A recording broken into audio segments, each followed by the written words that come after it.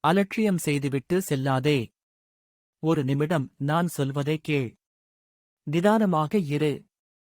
பதட்டப்படாதே. பதறிய காரியம் சிதறும் என்பார்கள்.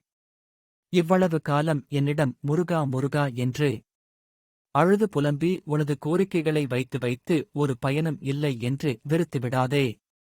நீ உன் முன்னேற்றத்திற்காக எடுக்கும் ஒவ்வொரு முயற்சியும் தோல்வியில் முடிவதைக் கண்டு மனம் வெதும்பி வெதும்பி உட்காருகின்றாய் என்பது எனக்கு நன்றாக தெரியும். விதையில் இருந்து செடி முளைப்பதற்கு சிறிது காலம் ஆகும் அல்லவா? அதுபோலத்தான் இந்த தோல்விகளும்.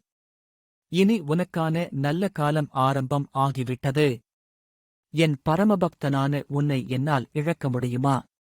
அதனால்தான் உன்னை தேடி உன் இடத்திற்கே அருள் புரிய வந்திருக்கிறேன்.